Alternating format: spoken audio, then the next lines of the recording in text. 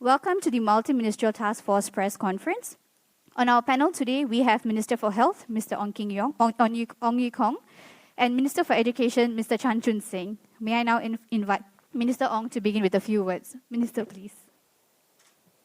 People always confuse me with King Yong. Don't worry. Thank you, everyone, for attending the press conference on a Sunday night. See a couple of new faces today. We wanted to meet everyone because we are reporting higher cases today. 38 locally transmitted, out of which 18 are now currently unlinked, but of course our contact tracers is working very hard to try to link them. So one reason for today's higher cases, partly is I think there are more transmission, but the other reason is that we are now using a new method, coupling ART, meaning antigen rapid test, together with PCR. So how it works is that we have distributed ART kits to 236 of our clinics out of 900 of the PHPC's clinic. So for anyone that come forward to the clinics reporting ARI, that means acute respiratory infection syndromes, the doctor will administer ART first. Yeah, and for those of you who have gone through ART before, it's a simple swab, 20 minutes you can get an indication. So if they are positive, we can quickly isolate them and then administer a PCR test, which we are also doing it faster. So as a result, today we have several cases detected, seven in all unlinked, detected because of this new method. And in the coming days, we are going to distribute these ART kits to all the clinics, all our PHPC clinics. So I think that way we will be much faster in detecting cases that are in the community. The other thing we wanted to talk about today, which is why Min Chan is here today, out of our 18 unlinked cases, we have 4 students. But these 4 students have already been reported by MOE yesterday. So it's not totally new cases. MOE reported them yesterday. They are all linked to the Learning Point cluster and quarantined before they are detected. But we understand that as students are infected outside of schools, parents are worried. So I'm sure both Min Chan and I, Min Chan as well as I, we are both getting numerous requests, queries, that since we are approaching mid-year holidays, whether we should just advance the holiday or move to home-based learning. So that's why I think we discussed this, and Minister Chan will now take over to explain what MOE will do. Thank you, Yi Kang.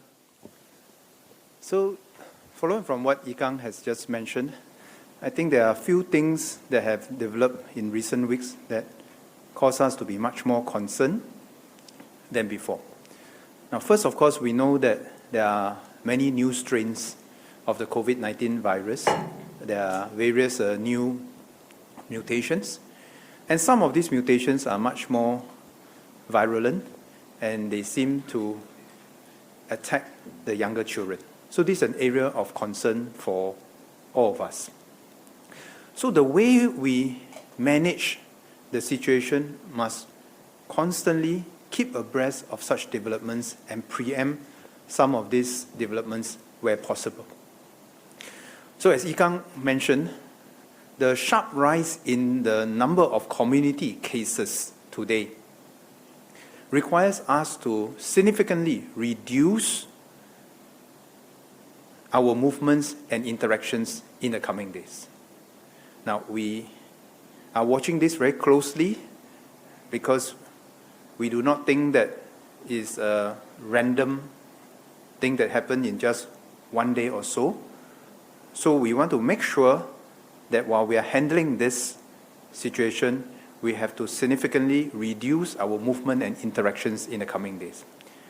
And to this end, MOE will move towards home-based learning for primary school, secondary school, JCs, and Millennium Institute students, including students from the special ed, schools starting from Wednesday, 19th of May 2021, until the end of the school term on Friday, 28th of May 2021. And thereafter, the school children will be on the school June holidays. Now, we understand, of course, this shift may cause anxiety in some parents, but we want to assure all parents and students that MOE will continue to extend our help and our fullest support to the schools, the teachers, and the parents who require additional help to make these adjustments.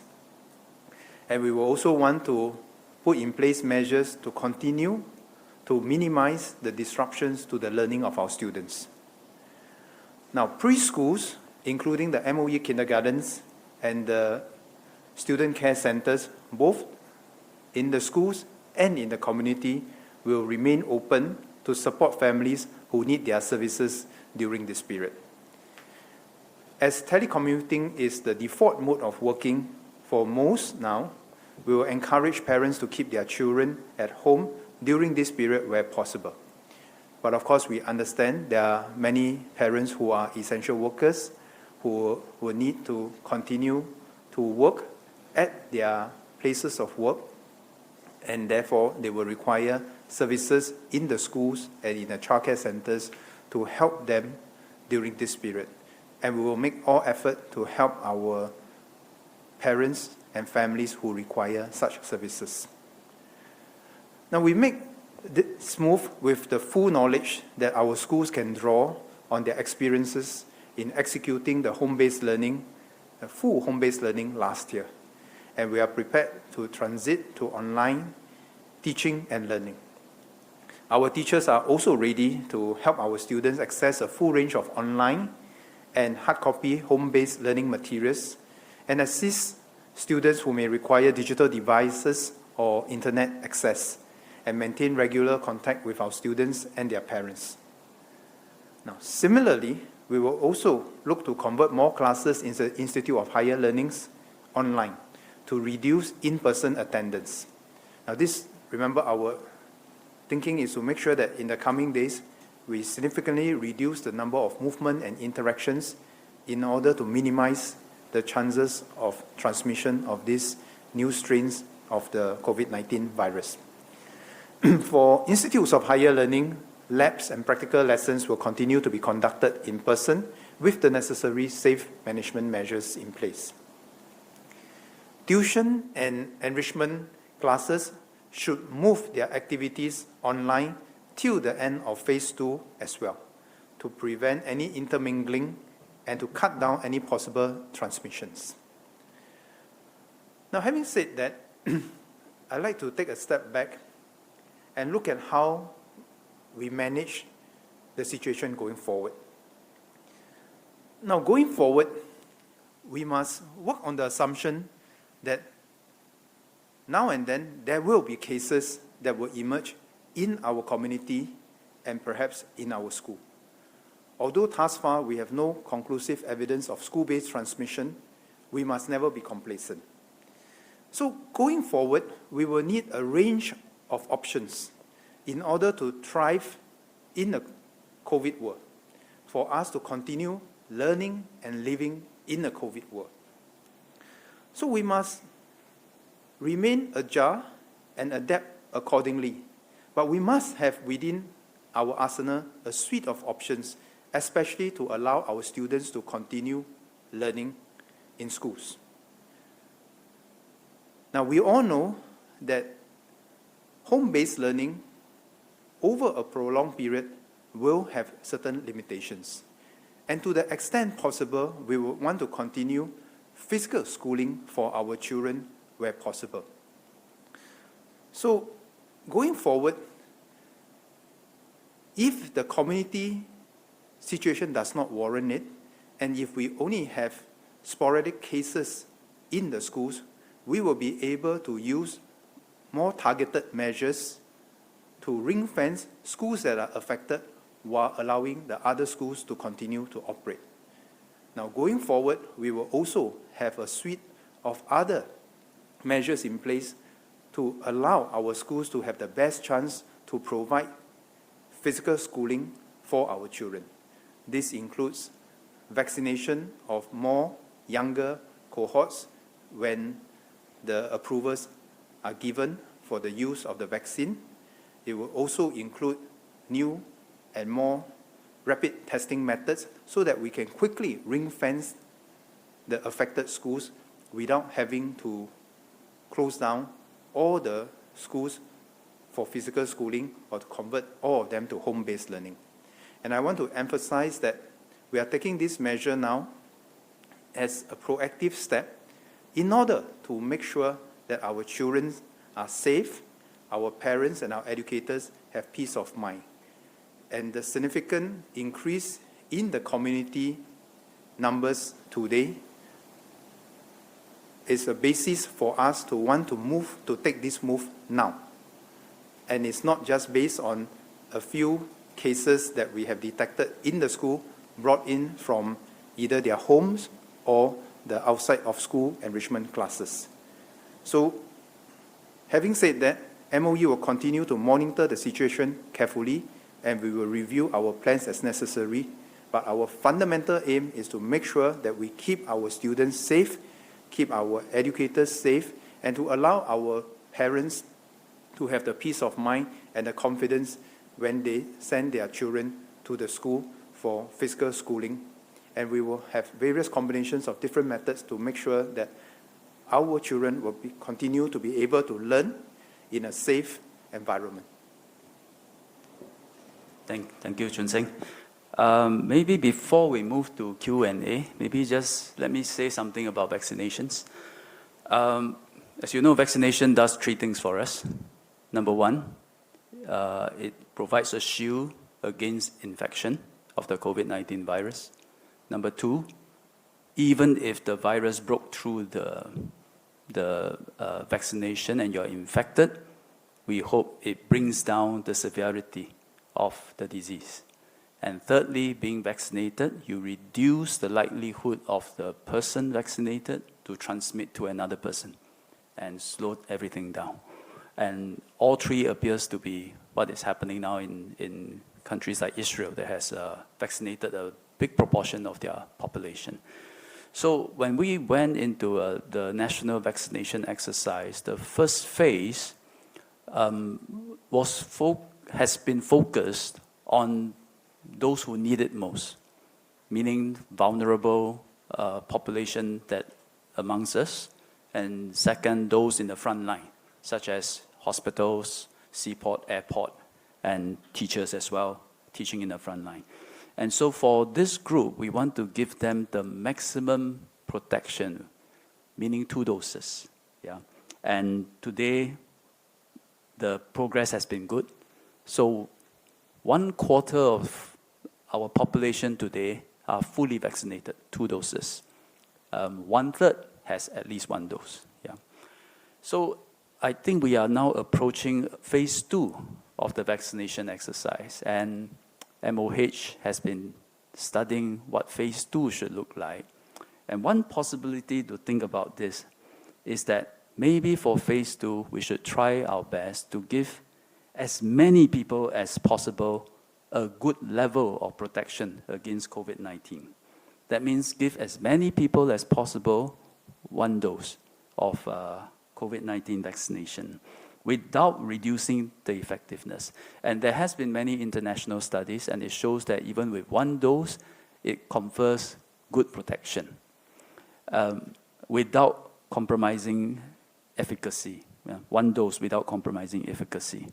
So our scientists have been studying this.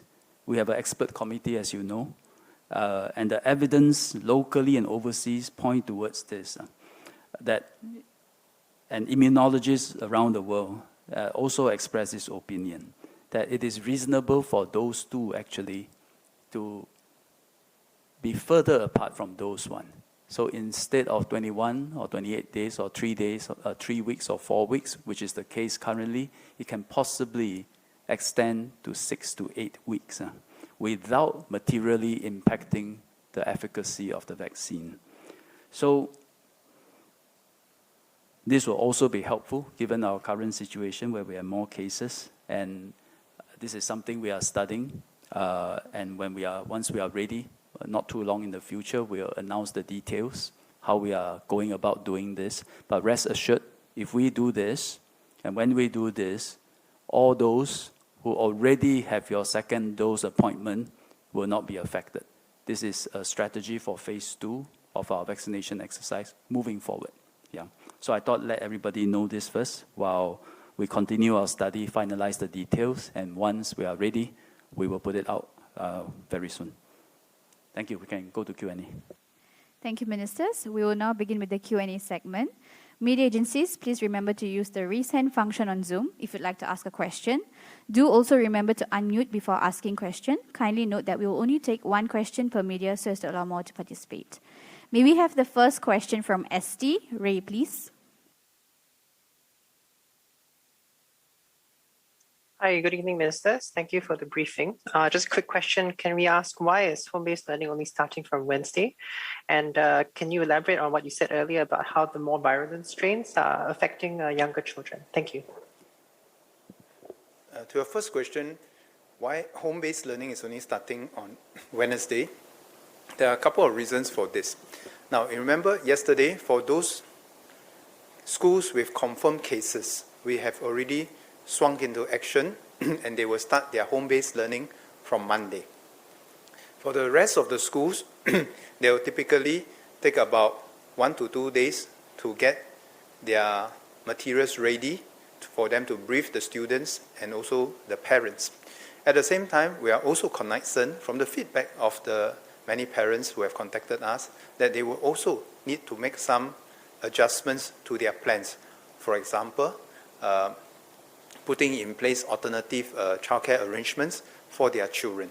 So we are doing this as soon as possible, which is why we're starting on Wednesday.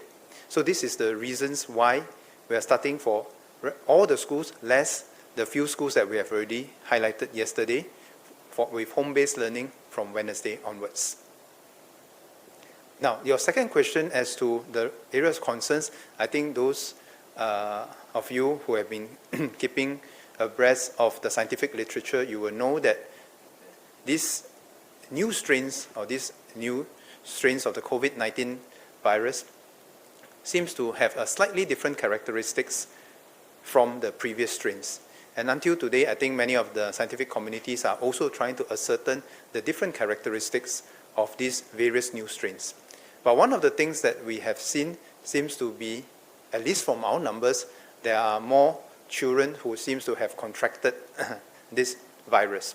So of course, that is an area of great concern to the Ministry of Education, the educators, and certainly our parents, which is why we are taking the necessary precautions in order to give ourselves the assurance that we are putting in place the best possible plans for our children, so that they are safe and our parents are confident of the measures being put in place to ensure the safety of their children.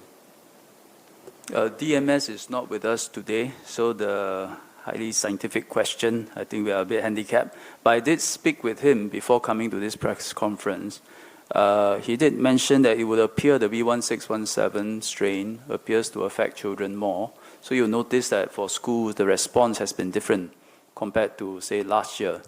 So once we detect infection, but outside of school, MOE has been very fast, actually, to put the school on home-based learning for the next few days and test the entire school. So there is also a precaution that has been put in recently in view of different behavior of this strain of virus. Thank you, Ministers. Can we have the next question from Chapao? Zipeng, please. Hi, good evening, Ministers. This is Zhipeng from Zaobao. Earlier, you mentioned that currently there's no evidence of school-based transmissions. However, could the transmission have taken place on the school bus, since some of these schools with infected students, they actually share the same school bus vendor? And also, why not consider bringing forward the school holidays like we did last year? And this scientific question, right, for these emerging strains, right, is the transmissibility and infectivity particularly high this time round, which could have possibly caused this exponential increase in cases? Because it seems like last year, one case can spread to 2 to 3 people, whereas for this year, one case can spread to up to 4 to 6 people. Thank you. Let me just briefly touch on the latter part of the question. I think the behavior of the virus have not changed. Last year too, one case need just one super spreading incident or setting, and you can spread to many cases. This strain, I think, is no different, but it is true that there has been literature showing that it is more virulent, but fundamentally you are looking at a very contagious virus. Yeah, on the questions about the transmission within school, now we are never complacent, and we do not take the position that until we have evidence to do this before we start acting on the evidence. Because if we do that, then we are looking at what we call the rearview mirror rather than looking forward. Now, having said that, what is of course of concern to us is not just what is happening within the classroom in the school setting. What is of course of concern to us will be the outside school activities and interactions, including what you have mentioned about the school bus. So we are looking into that, and that is also why we are asking all the outside school activities like tuition centers, enrichment classes, to the extent possible, they should move to the online learning during this period. Because we have tried our very best to make sure that we keep the cohorts within each of the school tight. And that is how we have been relatively successful in preventing transmissions within the schools. But as you have rightly pointed out, there are always the risk of transmission in outside school activities, meaning outside classroom activities. So we have to be very careful with this and never be complacent. And as the nature of the virus continues to evolve, we must never make the wrong assumption that the characteristics remain unchanged for the different strands of the virus. Now, to your second question, have we considered about bringing forward the school holidays? Yes, we have considered that. And we have taken into account the feedback from various sources, from the professional educators, from the parents, from the schools, leaders, and so forth. And let me explain why we have not gone on to moving the school holidays forward, which is about 2 weeks' time. Now, one of the reasons that we started this conversation was that, remember, we wanted to bring down the level of activity outside the home to as much as possible because of the sharp increase in the number of community cases. And the feedback given to us from the parents, from the professional educators is that to the extent possible, they would also like their children to have some ways that they can continue to engage them meaningfully in the homes for the next 2 weeks. So the home-based learning allows us to achieve part of that objective. The second reason that some of the professional educators and the schools have given us is that they are towards the tail end of the term already. They will just need a couple of days to wrap up this rather than to carry forward to the term 3. Now, because bearing in mind we are never sure what exactly will unfold in term 3. And from last year's experience, we can see that if we load everything onto term 3, then it can also be a very stressful period for the people, for the students, the parents, and the schools in term 3. So on balance, taking into account both the professional feedback and the feedback from the parents, we thought that it is meaningful for us to move to home-based learning for the remaining 8 schooling days. In fact, it's 7 because of our public holidays, until the end of the term there. And the schools are well oiled in swinging into gear for this kind of operations because last year we have already put in place the necessary processes and measures for us to be able to switch to a home-based learning quickly. So these are some of the reasons why we have taken the decisions to have home-based learning for the remaining 7 learning days, rather than to move the entire holiday forward, which will then have another set of implications for the planning for many of the families. Thank you, Ministers. Members of media, please only ask one question to allow more to participate. Can we get the next question from BBC? Karishma, please. Thank you. Hi, thank you, Ministers, for holding this press conference. You've indicated that students are being infected by the B161 strain of the virus. What's the status of the current kids who are infected? How much worse is this strain on the virus in terms of effects that you can see on the children? And in terms of timeline for vaccinations, why haven't you been faster? And do the vaccines we have show that they slow down the transmission even for the B1617 virus? Let me take it. There's a series of questions. Sorry, yes, I apologize. I think all these are valid, but I think there are also medical questions that we want to find out ourselves. As of now, I believe all the children are well. Just like last year, some students were infected and they tend to be well. So far as I know, they are all well. As to the other fairly valid technical questions you asked, these are questions we also want to find out. But we need some time.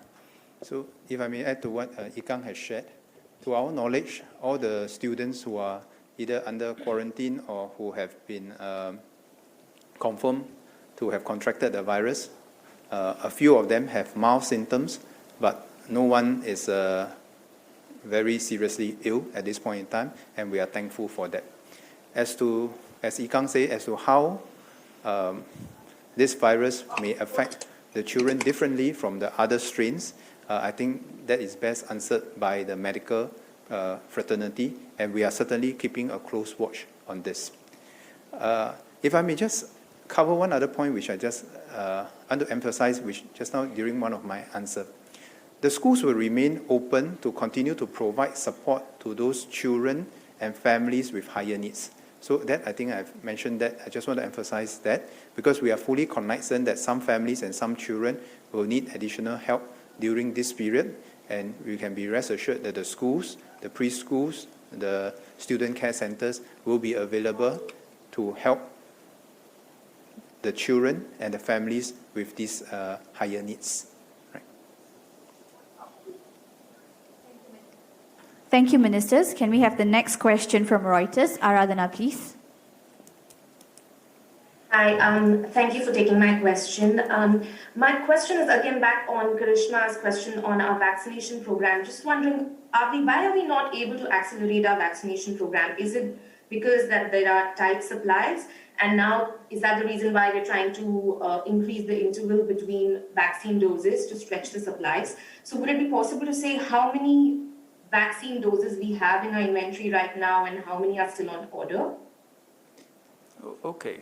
The vaccine in our inventory goes up and down based on arrivals, and we have a steady stream of arrival of supplies, both Pfizer as well as Moderna, enough to cover our population, but they come at a certain pace, so our vaccination exercise is still pretty much aligned in tandem with the arrival of supplies. Okay, if we have a lot of supplies, of course we'll do it faster, but we'll need to administer doses based on the arrival of the supplies.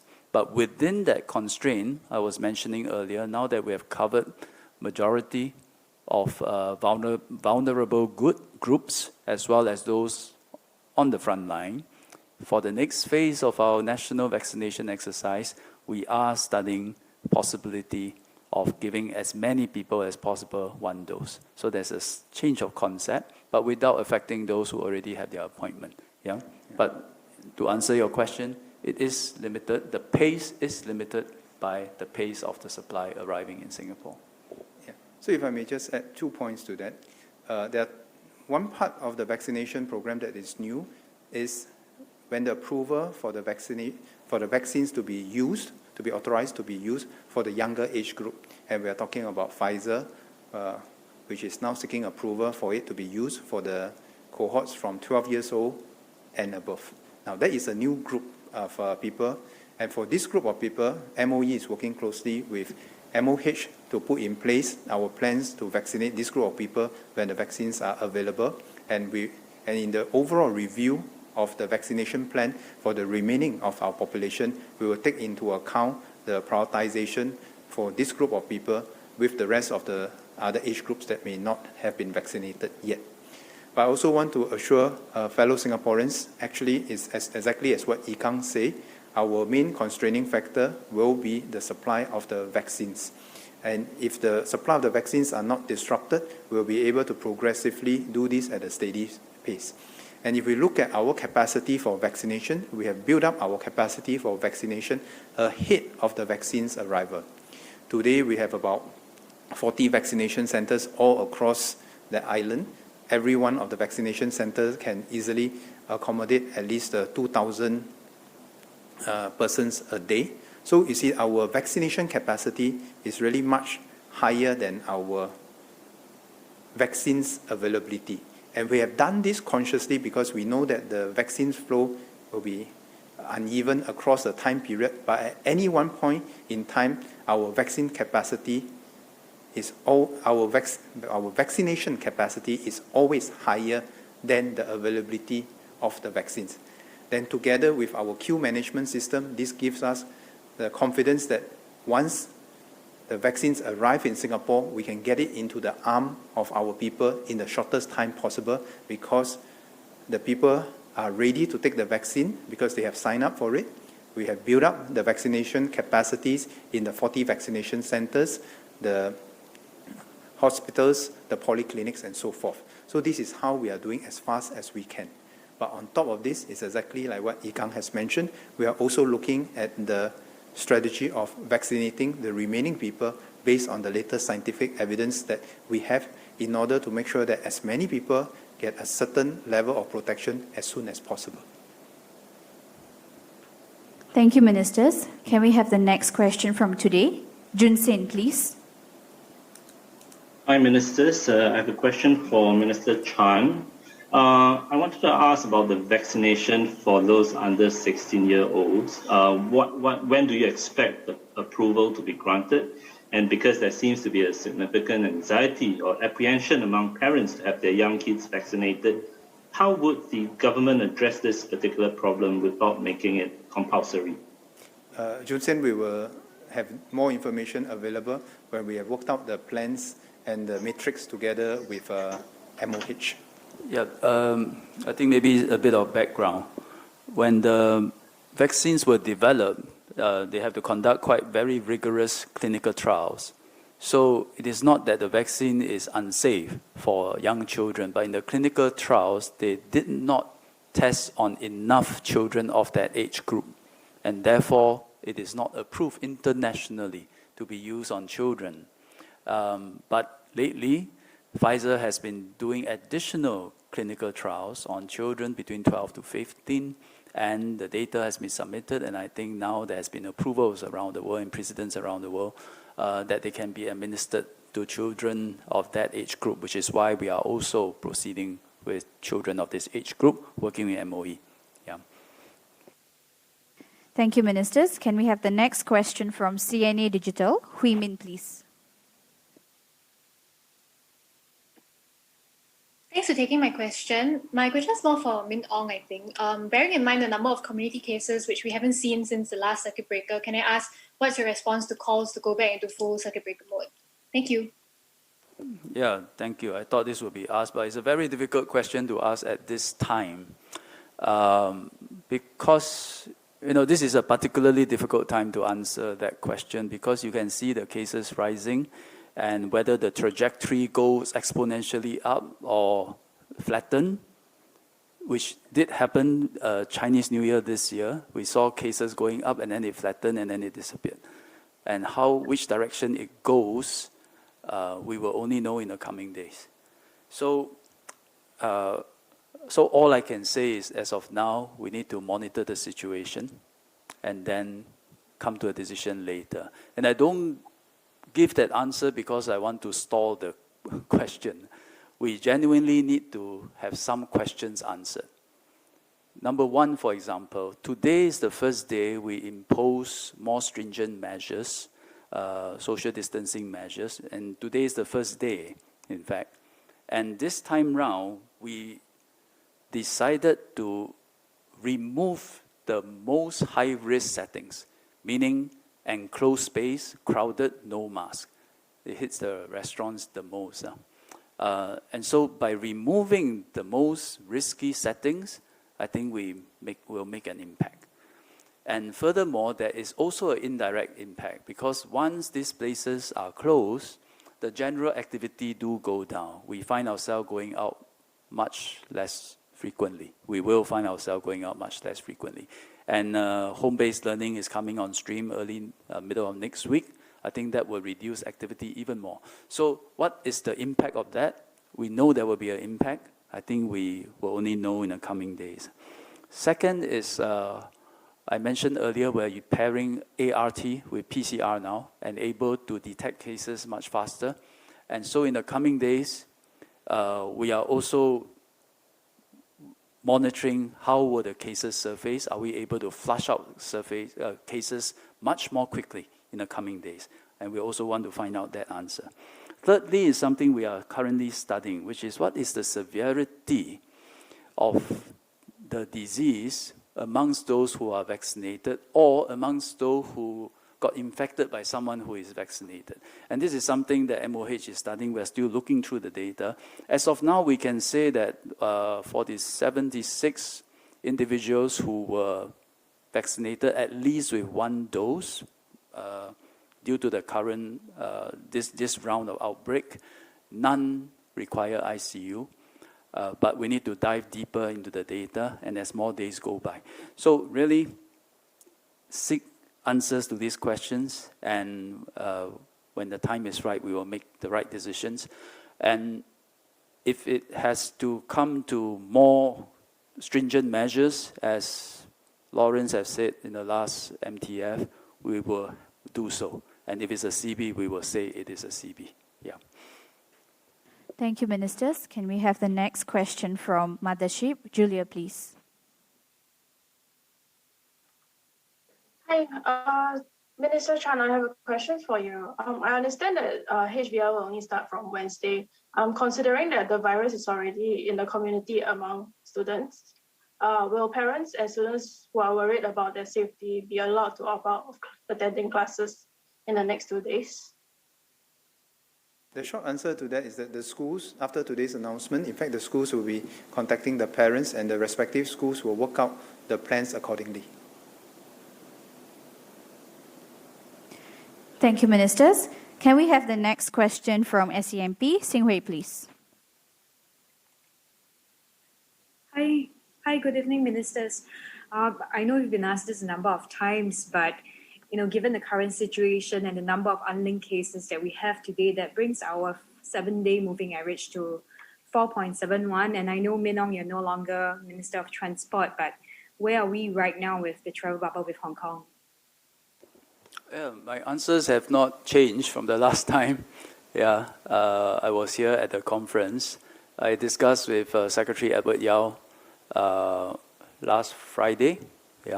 And we recognize that Singapore, given our rising number of cases, it is not likely that we will meet the criteria for the launch. We were not likely to meet the criteria for the launch of the Singapore-Hong Kong air travel bubble. But I think the exact numbers we will know early part of next week. And Minister Iswaran is fully aware of it. I think he's in touch with Secretary Edward Yao as well. And we will make a decision and an announcement, I believe, early in the coming week. Just to follow up on the question that was asked by Mothership earlier, I think bear in mind, so far we do have a few students being infected, but so far there's no evidence showing that there is school-based transmission. So I know principals, teachers, parents, students are all cooperating, working really hard to make sure schools' protocols are really stringent, effective, and manage to keep schools safe throughout these 16 months. So bear in mind, schools is a safe place. There has been transmission, but transmission outside of school. And so for parents who want to opt out, in the past, last year, the school's position is always do come to school. It is a safe place. Yeah. Thank you, ministers. Can we get the next question from the H? Hui Che, please.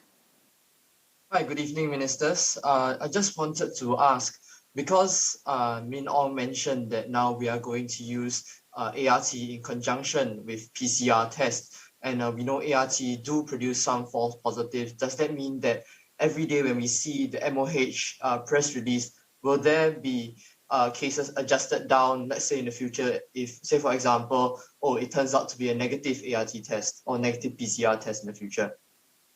Yes, it has slightly lower. It has lower specificity, especially for high CT scores. But we are using both together, ART plus PCR. So the numbers you see in our daily reports is after the individual has gone through a PCR test and is positive, then we'll include in our daily reports. We will not, just to be clear, we will not report numbers based on just ART score or ART results. Thank you, Minister. Can we get the next question from Wan Pao? You too, please. Hi, good evening, ministers. Just like to find out what's the progress of issuing of the personal learning devices to students, because we are heading into another round of home-based learning. So the original timeline was to have all secondary school students equipped by end of this year. So in this respect, are we on track, or do we have to accelerate the pace? And so how well equipped, in essence, are our schools and our students for this upcoming round of HBL, given that it's relatively announced at short notices? Thank you. Let me take that question. Our school system, actually since last year's experience until early part of this year's, I think they have gone through the processes and they have oiled the machinery. So we are pretty confident that they have in place the processes and the devices for the children. But of course, we know that once you give the devices to the children, once in a while we have to check on the children to make sure that together with the students, check with the parents that the devices are working properly and so forth. Now, but I want to emphasize this. We are not going into HBL suddenly, because since our experience last year to now, regularly the schools have been, if you like, exercising their own system. So the HBL has been complementing some of the physical schooling even prior to this. So that is how we keep our system warm, because we know that just like now, there might be situations that warrant us to quickly switch into home-based learning. So whether is it the curriculum and the devices, they all have to be ready. So this is how our schools have been building up the system and the processes over the last 1 year and exercising that regularly. So, but I accept that there will always be last-minute changes or updates that we require, and we'll work through this with the respective students who may need a bit more help.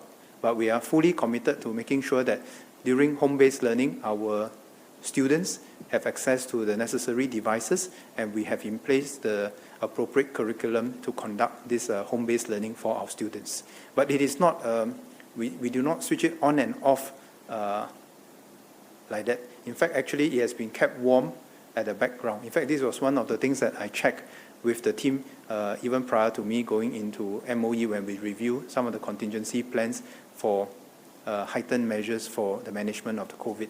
And one of the questions that I've asked them was, have they been keeping this system warm over the last many months? And the answer is that yes, many of the schools have kept the system warm over the last many months. And every time we activate that, we refresh the curriculum, we refresh the devices to make sure that they are all in working order. Thank you, ministers. Can we get the next question from Channel 8? Zhu Xuan, please. Hello, good evening, ministers. Wondering if I can get Chinese soundbite for two important questions.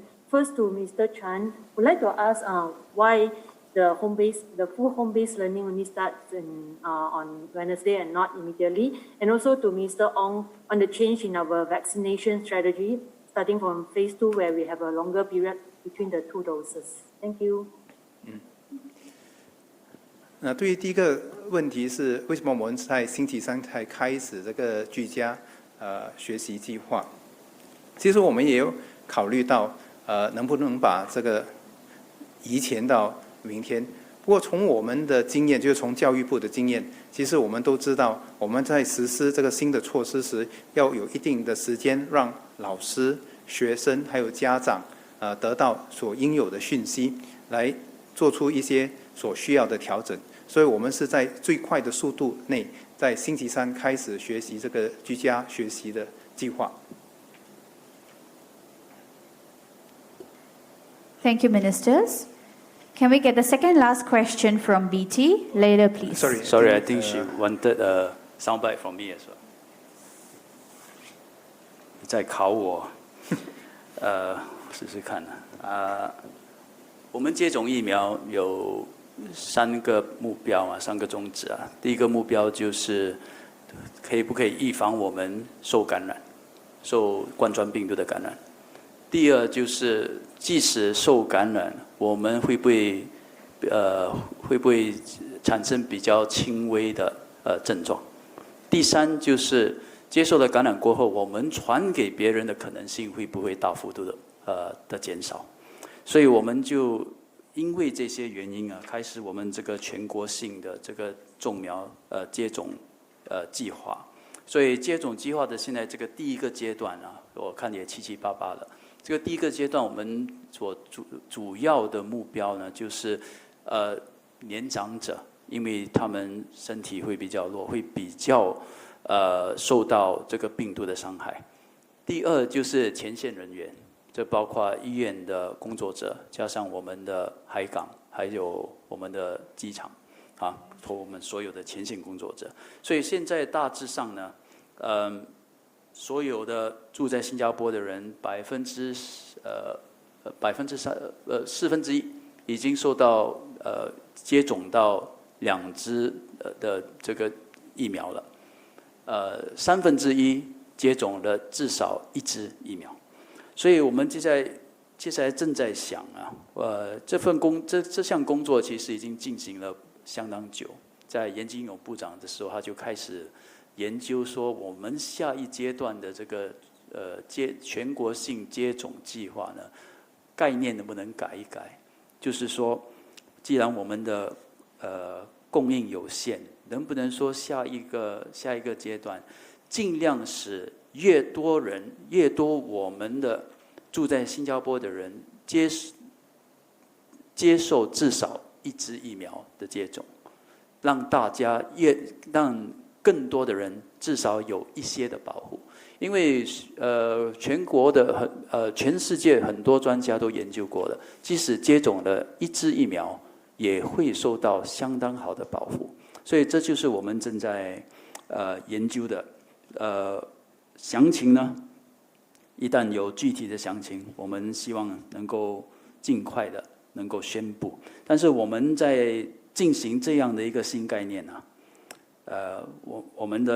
我们的概念就是说，现在是第2支针呢，是在21天到28天之后，就是第1支针打了过后，第2支针是21到28天过后，看是 Pfizer 或者是 Moderna。所以一些世界的专家就正在他们的意见呢，就是说你可以延长到6个星期或8个星期，也不会减少这个接种疫苗的这个effectiveness 有效率啊。再讲一次啊，你在考我，所以很多世界的专家他们的见解就是，即使第2支疫苗在6个星期到8个星期之后，它还是保持了它的有效率，所以我们现在正在研究这项工作。但是如果要进行的话，我要确保让大家知道，那些国人呢已经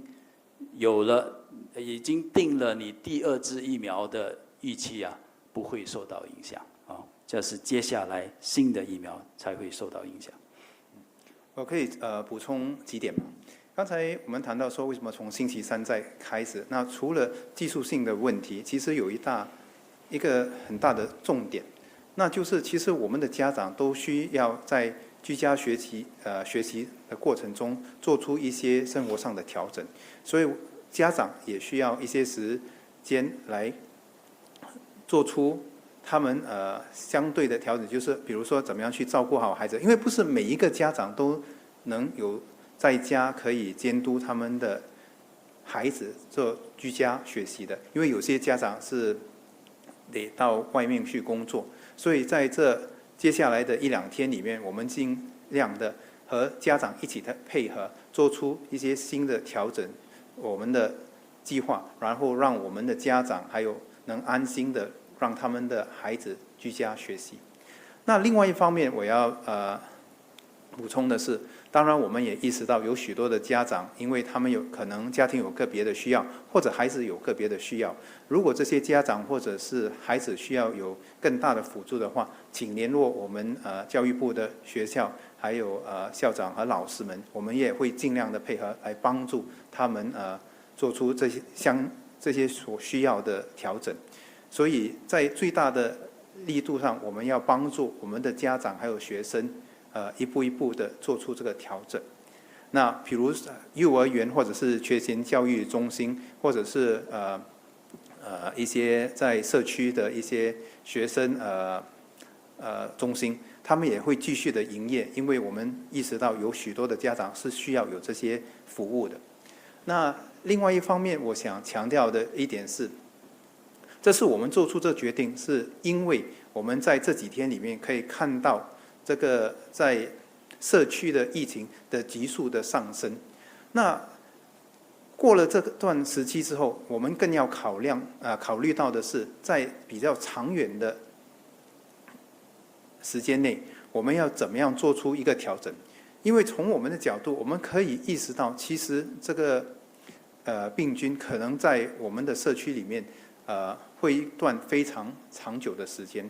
那如果在接下来的日子里面，如果在社区感染的风险是相对较为低的，在学校里面只有个别的一些案例的话，那其实我们不需要把所有的学校都改成居家学习。那我们可以比较有针对性的让受影响的学校和师生转入居家学习，那其他的学校还可以继续的上课上学。因为我们知道，就算是在居家学习的过程中，它有一定的挑战性，也有一定的局限。那从师生的角度来衡量的话，我们还是希望能让我们的年幼的学生，尤其是年幼的学生能上学上课。那因为他们跟老师的过程的互动是比较好的，对他们的身心发展，对他们长远的学习是比较好的。所以如果在社区病例平稳的时候，而只是在学校可能有个别的1-2个案例的话，那我们就在长远里面可以有一个比较持续性的一个方案，就不用把所有的学校都转入居家学习。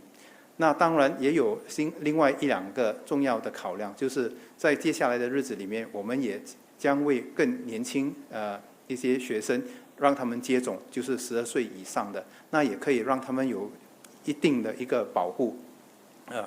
那另外一方面，我们在测试那方面现在可以做得更好更快，所以这也让我们可以缩小被影响到的周边的一些人士，因为在更快速的测试过程中，我们所需要受到影响的其他学生或者是师生的话的数量就相对的减低。那最后一点是要重申的话，其实在学校和在学校以外，在学校里的环境还是相对比较安全的。所以，不过就算是在学校里面的环境是相对安全的，我们也不能掉以轻心，因为我们在这次的经验就可以看到，往往是在学校以外的一些活动，如果我们松懈的话，就可能造成这些感染群。不过我要向大家保证的就是，我们会以最大的力度，让我们的学校是一个安全学习的地方，让我们的父母、家长们，他们能把他们的孩子送到学校，能有那种安心。好。Thank you, Ministers. Members of media, gentle reminder to only ask one question each. Can we get the second last question from BT? Leila, please. Hello. Thank you, Ministers. My question is about the Shangri-La Dialogue and the World Economic Forum, which are scheduled for June and August this year. What's the latest update on that? What has been the government's latest communication to the organizers so far? And regarding... Thank you, Leila. Okay, thank you. Minister Lawrence Wong answered that same question last week, which is the organizers will monitor the situation and closely and come to their own recommendations and decisions. There has not been further development since, and the answers have substantively not changed. Thank you, Ministers. Can we get the last question from CNE TV? Gwyneth, please.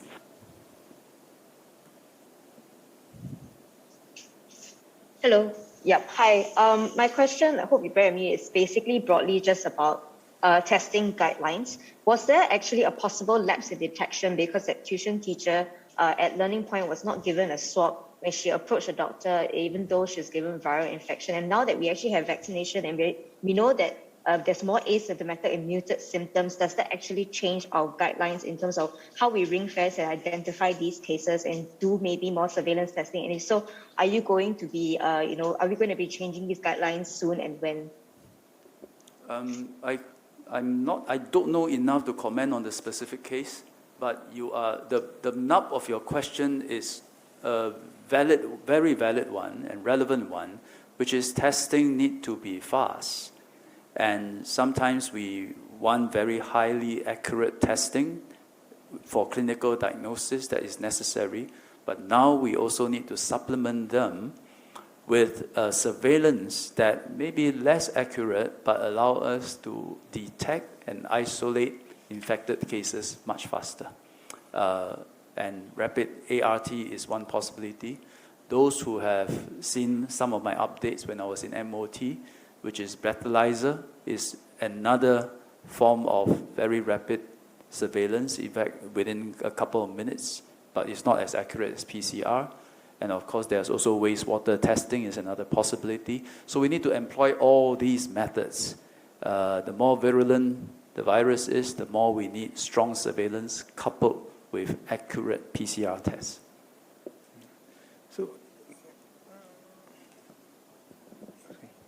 So can I just make a final point that what I say in Mandarin, perhaps I just reiterate in Chinese to emphasize this point.